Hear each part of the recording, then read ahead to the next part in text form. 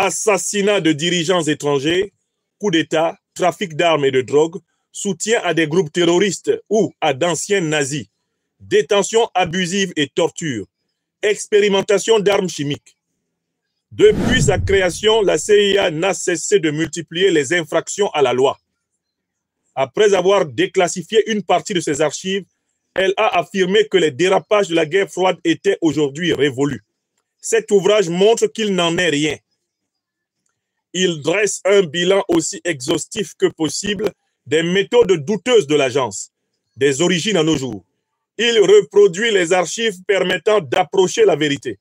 Témoignages d'acteurs directs, mémos confidentiels, rapports de commission d'enquête.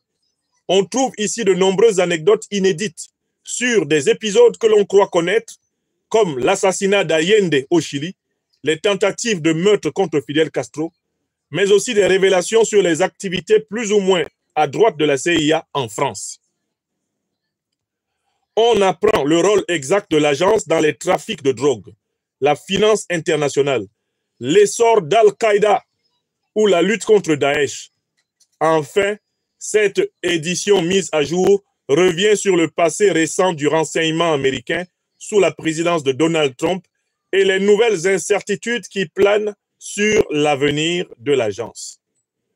Historien et spécialiste du renseignement, Yvonique de Noël a publié chez Nouveau Monde, édition, il a publié Guerre secrète au Moyen-Orient en 2009 et Mémoire d'espions en guerre en 2018, mais aussi, et il a aussi publié Les espions du Vatican en 2021. Voilà pour le livre et sa 4e de couverture. Maintenant, je voudrais vous dire pourquoi je voudrais vous lire quelques extraits de ce livre. Parce que nous assistons à une grande actualité qui, comme je l'ai dit, est un tableau de classe pour le peuple africain. C'est l'actualité du Moyen-Orient, l'actualité en Syrie. L'autocrate de Syrie, Bachar el-Assad, bel et bien dictateur, il n'y a aucun doute là-dessus, a été renversé après une décennie de lutte. Il a été renversé par les groupes terroristes d'Al-Qaïda et de l'État islamique. Et désormais, c'est M. Al-Joulani, grand terroriste d'Al-Qaïda, qui était recherché avec une prime de 10 millions de dollars sur sa tête. C'est désormais M. Al-Joulani qui est l'homme fort de Damas. Or, nous autres analystes politiques avons été frappés par le comportement des grands médias occidentaux, français, américains, européens en général, face à cette actualité. On a d'une part des groupes terroristes d'Al-Qaïda et de l'État islamique qui prennent le pouvoir à Damas. Et c'est une évidence scientifique. Aucun journal occidental n'est capable de nier que ce sont les terroristes qui ont pris le pouvoir à Damas, en Syrie. Mais on a paradoxalement une ligne éditoriale qui va de l'Amérique jusqu'à l'Europe et même jusqu'en Israël et qui essaye de présenter les terroristes qui ont pris le pouvoir en Syrie comme étant des gens qui ont changé. Des gens qui se seraient convertis du jour au lendemain à la démocratie, au respect des droits de l'homme, les fameux éléments du chantage traditionnel, de l'idéologie propagandiste impérialiste occidentale. On nous présente les terroristes d'Al-Qaïda qui étaient recherchés par les États-Unis, qui étaient recherchés par l'OTAN, qui étaient recherchés par la CIA avec une prime de 10 millions de dollars sur chacune de leurs têtes. On nous les présente comme des gens qui se sont rasés la barbe, des gens qui sont devenus tout d'un coup gentils. Et de nombreux dirigeants occidentaux se présentent à la télévision pour saluer l'avènement de la liberté, pour saluer la victoire, la fin de la barbarie, le soleil nouveau qui se lève sur Damas. J'ai regardé ce phénomène et je me suis dit, nous avons une occasion extraordinaire d'éduquer le peuple africain à travers le tableau syrien. Les événements syriens sont un tableau de classe pour que les Africains sachent à qui ils ont affaire en Afrique. Mais pour comprendre comment le régime de Bachar el-Assad est tombé, il faut connaître les méthodes de ceux qui soutiennent précisément les terroristes qui ont pris le pouvoir à Damas.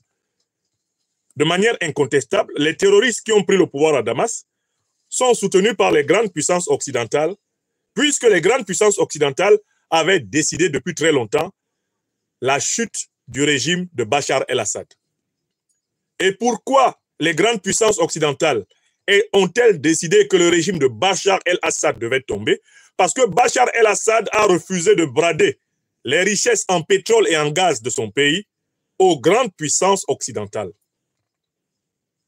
Les raisons pour lesquelles on a renversé Saddam Hussein, les raisons pour lesquelles on a renversé Kadhafi, les raisons pour lesquelles on est en train de déstabiliser l'Afrique en général et le Sahel en particulier, les raisons pour lesquelles on déstabilise la République démocratique du Congo sont exactement celles pour lesquelles on chasse Bachar el-Assad du pouvoir en Syrie. Si les grandes puissances occidentales étaient réellement amoureuses de la démocratie et voulaient l'imposer dans le monde, elles auraient commencé par l'imposer à leurs principaux alliés, que sont les puissances du Moyen-Orient. L'Arabie saoudite, le Qatar, le Koweït, les Émirats arabes unis, le Bahreïn, le sultanat d'Oman, tous ces pays qui sont les grands alliés de l'OTAN auraient été forcés à se démocratiser si la préoccupation démocratique était l'axe de la politique internationale de l'Occident. Deuxièmement, si l'Occident était profondément attaché au paradigme politique démocratique, il n'y aurait pas ici en Occident, en Europe, 12 monarchies qu'on appelle monarchies constitutionnelles, parce que ce sont des régimes qui sont un mixte du principe héréditaire et du principe démocratique. Le Royaume-Uni, avec le roi Charles, n'existerait plus si le principe démocratique était vraiment, absolument et entièrement un principe adopté par l'Occident. Le Royaume de Norvège n'existerait plus. Le Royaume du Danemark n'existerait plus. Le Duché du Luxembourg n'existerait plus. La Principauté de Monaco n'existerait plus. Le Royaume d'Espagne n'existerait plus. Le Royaume de Belgique n'existerait plus.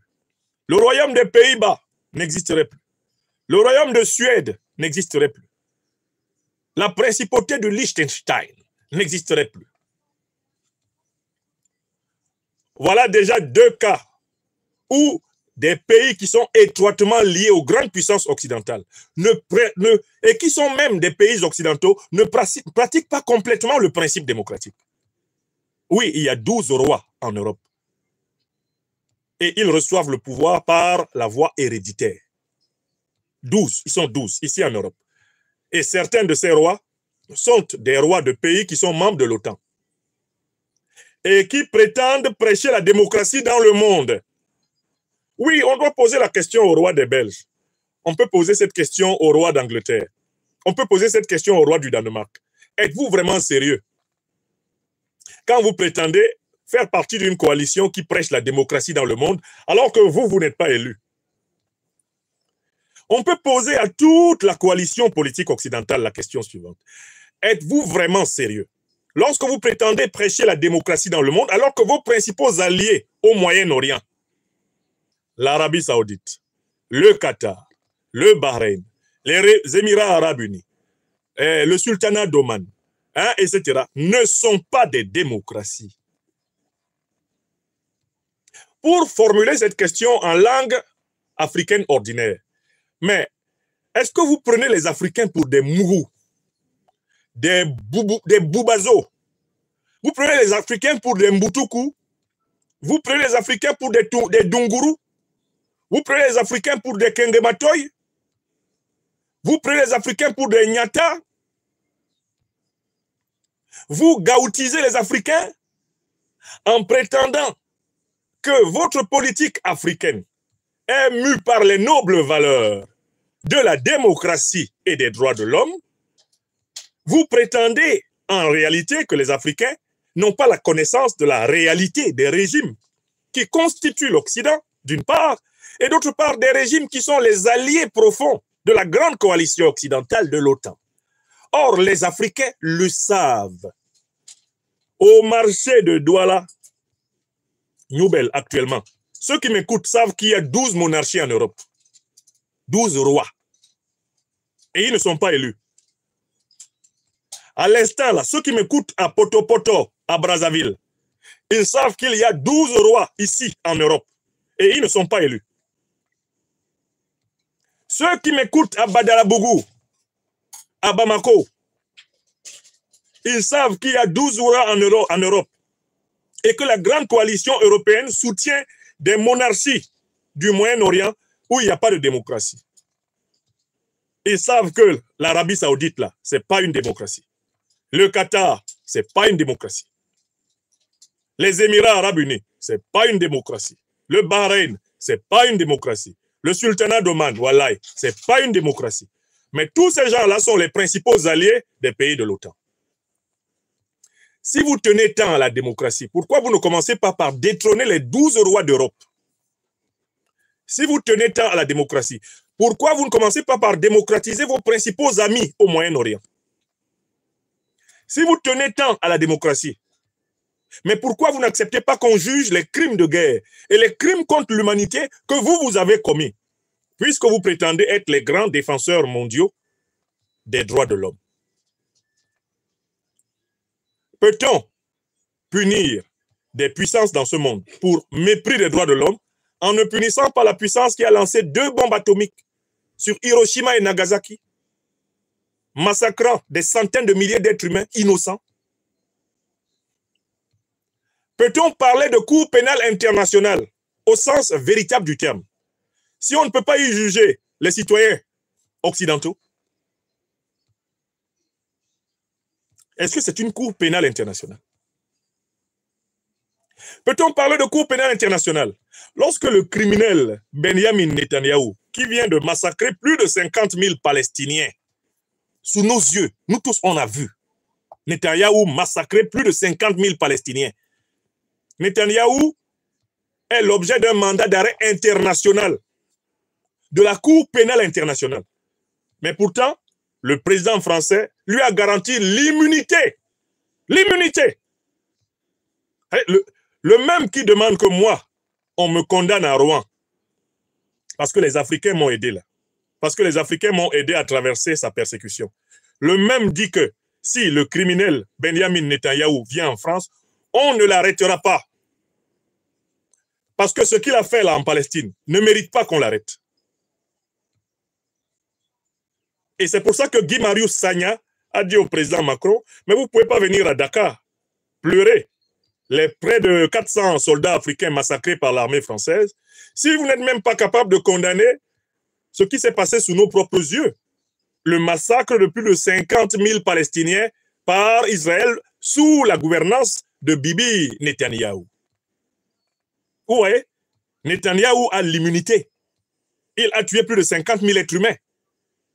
Mais moi, qui n'ai rien fait, qui n'ai pas détourné un denier d'argent public français, qui n'ai volé l'argent de personne, M. Macron instrumentalise une substitut du procureur à Rouen pour me menacer de 6 mois d'emprisonnement avec sursis et de m'arracher 31 000 € d'amende.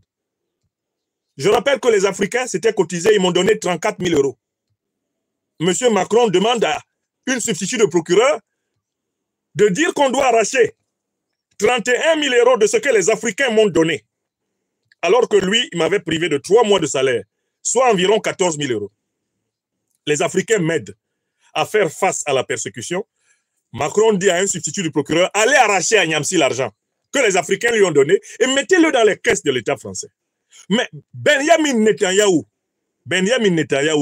qui vient de tuer plus de 50 000 Palestiniens, laissez-le passer. Moi, je vous pose la question. Mais comment peut-on penser que les Africains de ce temps ne sont pas au courant de toutes ces contradictions? Comment peut-on croire que les Africains ne sont pas au courant de toutes ces contradictions et que les Africains ne se rendent pas compte du discrédit politique de l'Occident? Nous avons tellement d'exemples. Donc, pour comprendre ce qui s'est passé en Syrie, je reviens à ça. Je me suis dit, mais il faut que je fasse quelques lectures aux Africains. Et notamment, le meilleur livre que j'ai trouvé dans la maison ici, c'est ce livre de Yvonique de Noël. Alors, pourquoi ce livre est-il le meilleur que j'ai pu trouver? Parce que dans ce livre, on va voir des opérations de déstabilisation qui ont été montées par la CIA dans le passé. Je vais prendre la déstabilisation en Iran. Je vais prendre la déstabilisation au Guatemala. Je vais prendre la déstabilisation au Congo par la CIA. Quand je vais vous lire ces extraits, vous allez comprendre ce qui est arrivé à Bachar el-Assad. Et vous allez comprendre la menace qui pèse sur l'Alliance des États du Sahel et sur toute l'Afrique. Rien qu'à travers ces extraits. Et vous allez parfaitement reconnaître les méthodes qui ont été utilisées pour faire tomber Bachar el-Assad.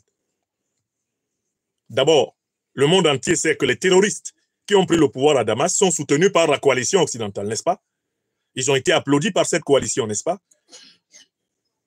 À peine ont-ils pris le pouvoir à Damas que l'État d'Israël est en train de détruire la quasi-totalité de l'État syrien. Le nombre de bombardements d'Israël sur la Syrie est passé à plus de 300. 300 bombardements. C'est-à-dire que les terroristes qui ont pris le pouvoir à Damas ont pris le pouvoir pour que la Syrie soit offerte en pâture à Israël.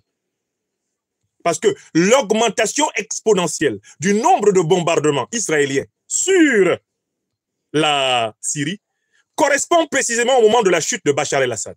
C'est-à-dire que le régime de Bachar el-Assad essayait de sauver l'État syrien. On a envoyé des terroristes renverser Bachar el-Assad pour que l'État syrien soit décapité. C'est exactement ce qui a été fait contre Saddam Hussein. C'est exactement ce qui a été fait contre Muammar el-Kadhafi. C'est exactement ce qui a été fait contre Bachar el-Assad. On envoie des terroristes, ils décapitent l'État, ils détruisent l'État, et derrière, on vient voler le pétrole, le gaz et tout ce qu'on peut trouver dans le pays. Vous connaissez le modèle. Mais pour que vous connaissiez le modèle, il faut que vous vous rendiez compte que la principale organisation qui est derrière ce modèle a déclassifié ses propres documents. Alors, ce livre, il est intéressant. Pourquoi? Écoutez-moi bien. Quand moi, je viens devant vous parler d'un sujet, c'est que j'ai pris toutes les précautions. Vous savez, ce livre-ci, il a été écrit en s'appuyant sur essentiellement les archives de la CIA. Parce que les États-Unis ont une tradition d'état de droit, une tradition démocratique qui ordonne, après une certaine période, que tous les documents de certaines agences de l'État soient déclassifiés, c'est-à-dire accessibles au public. Vous comprenez? Et par conséquent, après une certaine période d'exercice, toutes les institutions américaines se retrouvent à nu. Après 30, 40, 50 ans, on déclassifie. Et donc, on publie toutes les archives des institutions en question, ce qui permet aux journalistes, aux historiens, aux citoyens américains lambda d'accéder aux informations officielles. Ce qui est dit dans ce livre ne se base pas sur les propos de la Russie. Ça ne se base pas sur les propos européens. Ça ne se base même pas sur des propos africains ni asiatiques. Tout ce qui est dit sur ce livre est basé sur les archives déclassifiées de la CIA. Je vous lis ici les principales archives qui ont permis de rédiger le livre. Là, c'est expliqué ici, à partir de la page 24. De la page 24 à la page 26, l'auteur dit sur quoi il s'est basé. Et chacun des articles est sourcé à la CIA. C'est-à-dire qu'en fait, c'est sur la base des révélations de la CIA qu'on apprend les méthodes que la CIA a employées pour déstabiliser plusieurs pays dans le passé. Et cela nous renseigne sur ce qui s'est passé en Syrie. Vous comprenez la méthode? Donc, je suis tranquille quand je vous parle à partir de ce livre. Parce que ce livre n'est rien d'autre que la transcription des archives américaines. Allez, même les États-Unis d'Amérique ne peuvent pas m'accuser de, je ne sais pas, la haine, l'hostilité. Non, c'est un livre basé sur ce que les autorités américaines ont accepté de publier. Quels sont les éléments? Les archives utilisées dans cette enquête sont de plusieurs origines. 1. Archives de la CIA. Il s'agit en premier lieu de mémos et notes internes de la CIA, couvrant pour l'essentiel les années 1950 à 1970. La majeure partie a été déclassifiée sous la pression d'historiens américains regroupés au sein du National Security Archive Project de l'Université George Washington. Et l'auteur donne le lien. Ce groupe d'historiens mène depuis plusieurs années une véritable guérilla juridique contre la CIA qui permet régulièrement d'obtenir de nouvelles archives. Ces dossiers sont toutefois censurés par la CIA. La plupart des noms et certains éléments opératoires sensibles sont donc noircis. Ils sont de surcroît d'un accès souvent difficile par leur foisonnement, ce qui explique que nous en avons en général retenu de brefs extraits significatifs. Des archives plus récentes et non censurées sont issues de fuites auprès de journalistes d'investigation. Un deuxième groupe d'archives provient du service historique de la CIA, qui produit des rapports de synthèse sur diverses opérations à des fins de formation interne. Elles ne sont pas publiées à l'extérieur avant de longues décennies, mais leur large diffusion au sein de l'agence peut expliquer que certaines se retrouvent finalement aux mains de journalistes. Voilà la première source. Donc, ce que je vous dis là, c'est ce que la CIA a accepté de publier. Je ne vous dis rien que la CIA n'a pas... C'est-à-dire que ce que je vous dis est autorisé par les États-Unis d'Amérique. La grande puissance de l'Occident, c'est elle-même qui a publié. Toutes les 30-40 ans, elle déclassifie. Et c'est comme ça qu'on apprend ce qu'ils ont fait avant. Est-ce que vous comprenez? Deuxième source, les rapports de commissions d'enquête ou d'investigation menés par des institutions étrangères.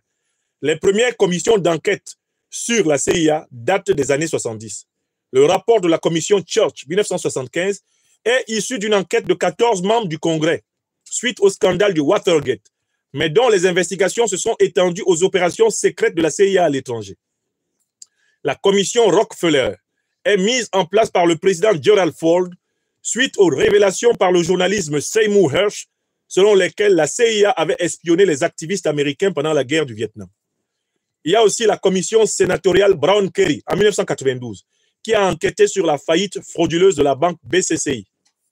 D'autres enquêtes citées ici ont été menées par ou pour le compte de la justice américaine, tel le rapport Ryan sur la protection de Klaus Barbie, vous savez, le nazi qui était protégé par les États-Unis. Parmi les enquêtes étrangères sur les agissements de la CIA, nous en avons retenu deux particulièrement crédibles. Celle du gouvernement néerlandais, gouvernement hollandais, sur les événements de Bosnie dans les années 90 et celle du Conseil de l'Europe sur les prisons clandestines de la CIA en Europe, rédigée par Dick Marty.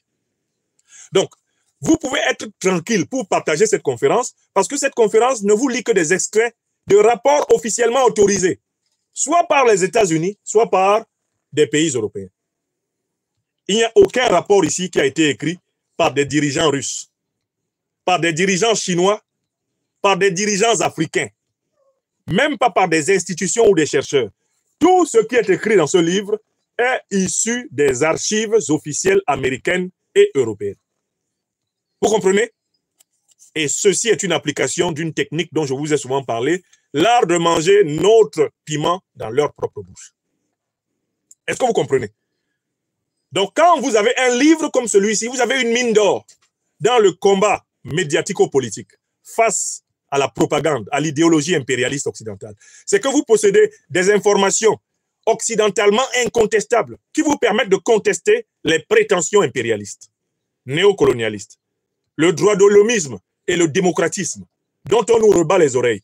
Quand vous avez un ouvrage comme celui-ci, vous êtes serein. Vous êtes serein. N'achetez que des livres qui sont sourcés. N'achetez que des livres qui vous donnent les moyens de prouver ce que vous allez dire. Et moi, j'aime des livres comme celui-ci. Des livres sourcés. Des livres qui me donnent les moyens de prouver ce que je dis.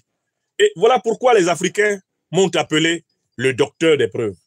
Et m'ont offert ce chapeau que vous connaissez, cette casquette que vous connaissez très bien. Hein? Et que je porte donc maintenant. Hein? Le docteur des preuves. Est-ce que c'est clair pour tout le monde? Maintenant, donc, je vais vous lire quelques extraits. Et n'oubliez pas, tout ça, c'est pour vous aider à comprendre ce qui est arrivé en Syrie. Et tout ça, c'est pour vous aider à comprendre ce qu'on essaye de nous faire en Afrique. Ce qu'on essaye de faire contre le Sahel. Le docteur des preuves est au travail. Vous avez compris? Alors, partagez massivement cette émission. Nul n'a le droit de la garder pour lui tout seul. Ce n'est pas possible. À partir de maintenant, je vous prête mes yeux pour lire le livre. Tout ce que je dis, je lis le livre. Je vous lis un premier extrait C'est l'extrait du chapitre 2, intitulé « Quand l'Amérique protégeait des criminels de guerre nazis ». Quand l'Amérique protégeait des criminels de guerre nazis. C'est Yvonique de Noël qui parle. Et il écrit ceci. Le 15 novembre 1949, le département d'État américain écrit à son haut commissaire en Allemagne. Il écrit ceci. Le département a reçu une note française du 7 novembre 1949 qui dit en substance ceci. Klaus Barbie, citoyen germanique, ancien chef de la Gestapo de Lyon, est poursuivi par le tribunal militaire de Lyon pour crime de guerre. 2 mandats d'arrêt ont été établis les 1er août et 12 septembre 1945. Le juge français en charge du dossier de la Gestapo lyonnaise a réclamé avec insistance par le biais des autorités judiciaires de Baden-Baden que Barbie leur soit livré. En dépit de sollicitations multiples, les autorités américaines n'ont ni arrêté ni rendu Barbie.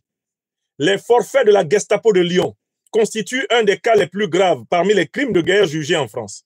Si un jugement devait être rendu, alors qu'un des accusés principaux est toujours libre en zone américaine, les avocats d'autres accusés exploiteraient certainement le fait que les autorités américaines ont refusé de livrer Barbie. La presse s'en emparerait et l'opinion française en serait gravement indignée. Et l'auteur met ici les documents originels. Les documents originels sont scannés ici. Continuons. Par conséquent, le département demande l'arrestation et la livraison de Barbie et suggère de répondre aux Français que l'affaire sera traitée comme une priorité par le Haut Commissariat. Fin de citation. Le 5 mai 1950, le Haut Commissariat américain de Francfort écrit à son tour aux autorités judiciaires françaises à Baden-Baden et dit avoir enquêté sur le cas de Barbie Klaus. Une recherche méticuleuse a été menée par la branche de la sûreté publique du Haut Commissariat sans parvenir à localiser les coordonnées de Barbie. Fin de citation. À la même date, Klaus Barbie est salarié par l'OPC, une branche quasi indépendante de la CIA, dédiée à la lutte clandestine anticommuniste.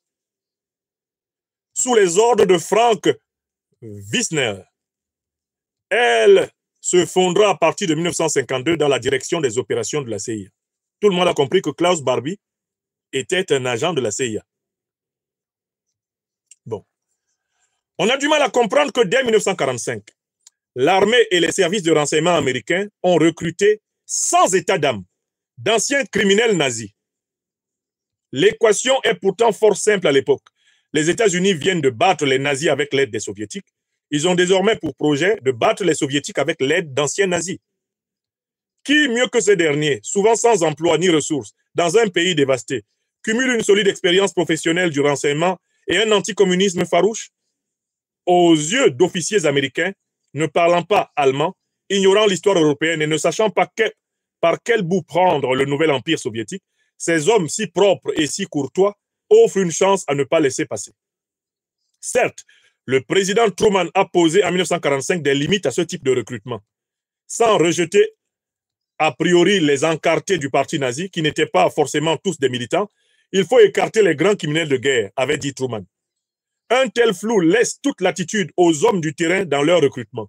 Dès la fin de la guerre, les instructions présidentielles permettent la mise en place du projet Paperclip, qui consiste à récupérer nombre de scientifiques, comme Einstein, et ingénieurs allemands pour les mettre au service des États-Unis. Dans la guerre froide qui s'annonce entre les deux grandes puissances, il n'est pas question de laisser au service des Russes ces cerveaux qui ont porté l'Allemagne aux avant-postes de la recherche en matière de missiles.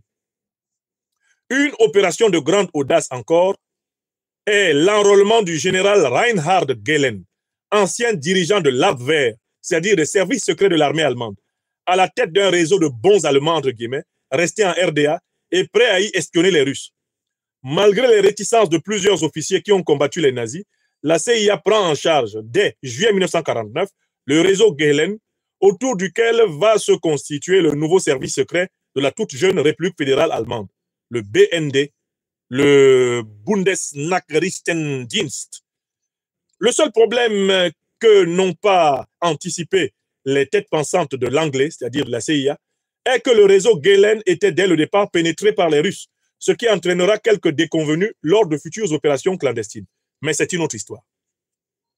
Klaus Barbie est aux yeux de l'OPC, c'est-à-dire la CIA, un criminel de guerre de second ordre comparé à Gehlen. Il est un nazi moyen. Il est le type même de ceux qui profitent indûment du système.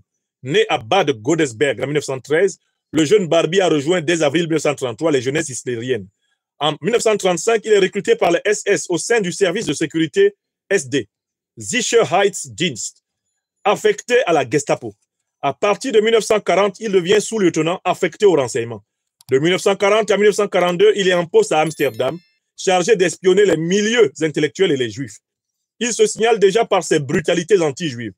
En 1942, il est muté à Lyon, d'abord comme chef de la section renseignement de SS, avant de cumuler cet emploi avec la direction de la Gestapo.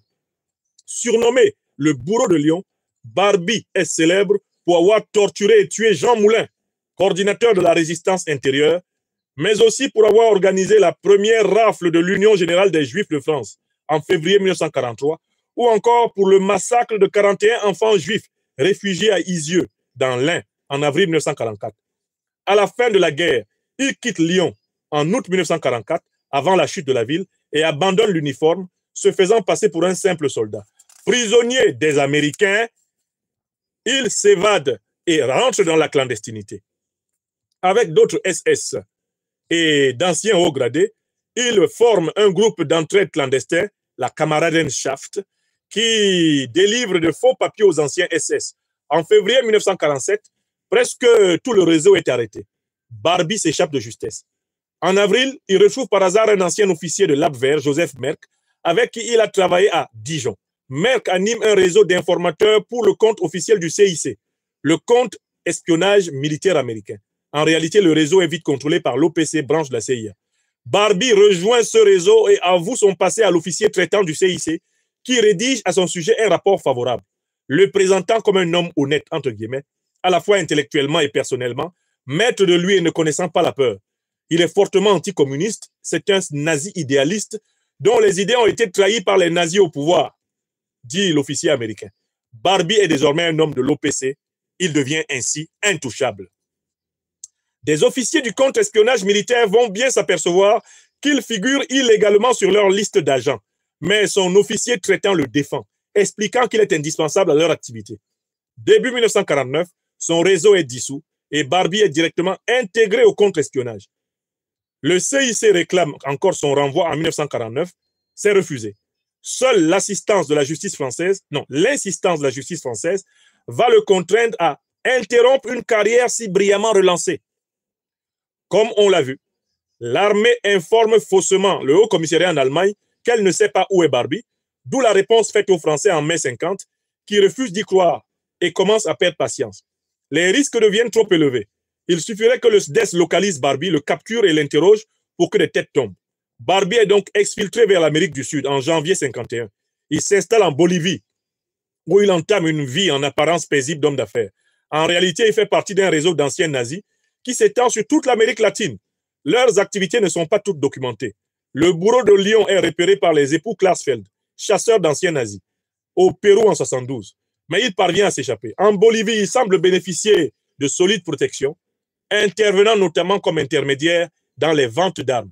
En 1980, il obtient une carte des services spéciaux boliviens et dirige une petite armée de 2000 néofascistes venus du monde entier, les fiancés de la mort, comme il les appelle, travaillant alternativement pour l'armée et pour les cartels de la drogue. La junte militaire au pouvoir à La Paz tombe en 1982 et avec elle les protections de Barbie. Début 1983, il est arrêté pour fraude financière et le gouvernement français obtient enfin son expulsion. Il aura fallu attendre près de 40 ans. Conclusion. En recrutant et en protégeant des criminels de guerre nazis comme Klaus Barbie après la guerre, les services américains n'ont pas seulement fait obstruction à la justice de différents pays, ils ont aussi contribué à semer des mauvaises graines dans toute l'Amérique du Sud. Si l'histoire secrète des anciens nazis réfugiés dans diverses dictatures militaires n'est pas encore totalement connue, il est probable que, comme Barbie, beaucoup ont fait profiter ces régimes autoritaires de leur savoir-faire répressif. Fin de citation. Les références, c'est U.S. Department of Justice, Criminal Division, Klaus Barbie and the United States Government, Volume 1, a report to the Attorney General of the United States, Volume 2, exhibits to the report to the Attorney General of the United States, submitted by Alan A. Ryan Jr., Washington, August 1983. Autre référence, Alan A. Ryan, Quiet Neighbors, Prosecuting Nazi War Criminals in America, Harcourt Brace Jovanovic, 1984. Autre source, Fabrizio Calvi et Frédéric Laurent, France-États-Unis, 50 ans de coup tordu, publié chez Albert Michel en 2004. Dernière source citée, Magnus Linklater, Isabel Hilton and Neil Hutchison, The Nazi Legacy, Klaus Barbie and the International Fascist Connection, Holt, Reinhardt and Winston, 1984. Voilà le premier extrait que je voulais vous lire. Qu'est-ce que nous apprenons là? Nous apprenons là que les services secrets américains ont recyclé à large brassée les criminels nazis qui ont perpétré l'Holocauste en Europe. Voilà ce qu'on apprend. Ceci nous permet de comprendre pourquoi ils soutiennent un terroriste criminel à Damas en Syrie. Oui ou non? Là, nous, Africains, cela nous permet de réfléchir. Cela nous permet de réfléchir. Non, cette édition est en français, mais il y a des extraits en anglais. Comme par exemple, les sources, là, elles sont citées en anglais. On a la preuve, à travers ce premier extrait que je viens de vous lire, que les États-Unis d'Amérique ne se sont pas gênés pour recruter dans leur service d'État des nazis, des terroristes nazis, qui avaient ensanglanté le monde entier et l'Europe. Alors, je vous pose la question. Qui est donc surpris que Mohamed Al-Joulani, un terroriste d'Al-Qaïda, soit soutenu pour prendre la tête de la Syrie? Qui est surpris de cela? Et l'actualité de la guerre russo-ukrainienne ne nous a-t-elle pas montré des nazis recyclés à l'intérieur des forces d'un gouvernement dit démocratique moderne, soutenu par l'OTAN? Les Africains sont là. Réagissez en disant « Ceci nous permet de comprendre le soutien de l'OTAN aux terroristes en Afrique. » Parce que s'ils ont pu soutenir les terroristes en Europe, s'ils ont pu trouver de la place à des terroristes nazis dans les renseignements généraux américains, on comprend mieux pourquoi ça leur est facile d'attaquer Kadhafi en Afrique avec Al-Qaïda et l'État islamique et d'utiliser Al-Qaïda et l'État islamique pour attaquer le Sahel, attaquer jusqu'au Mozambique. On comprend mieux comment ils peuvent utiliser Kagame pour attaquer la République démocratique du Congo. Museveni, de son côté aussi. On comprend mieux pourquoi maintenant on nous parle de djihadistes jusqu'au Mozambique. Alors qu'il s'agit de terroristes qu'ils ont bien à l'origine créés. C'est là que je dis que les Africains doivent faire une projection. Mohamed Al-Joulani, le nouveau chef de Damas, est un terroriste d'Al-Qaïda. Et il est reconnu comme tel dans tous les médias occidentaux. Mais il a été soutenu pour renverser Bachar el-Assad, soutenu par l'OTAN, soutenu par la Turquie, soutenu par Israël, qui en profite actuellement pour détruire l'État syrien. Ça se passe sous vos yeux. Et vous, Africaines, Africains, vous devez comprendre précisément que c'est ce système qui est utilisé contre nous en Afrique. Ce n'est pas pour des raisons religieuses que nous sommes attaqués. Nous sommes attaqués en Afrique parce qu'on veut que nos pays soient instables, et qu'ainsi on puisse continuer à piller nos richesses. Est-ce que c'est clair? Voilà l'enseignement du premier extrait. Le soutien au terrorisme est quelque chose de banal en Occident. C'est ce que prouve ce document. Rien que l'affaire Klaus Barbie et celle de tous les nazis qui ont été recyclés à l'intérieur des agences sécuritaires, des agences de renseignement, des agences de recherche en Occident, prouve que le soutien au terrorisme est un problème profond de l'Occident politique.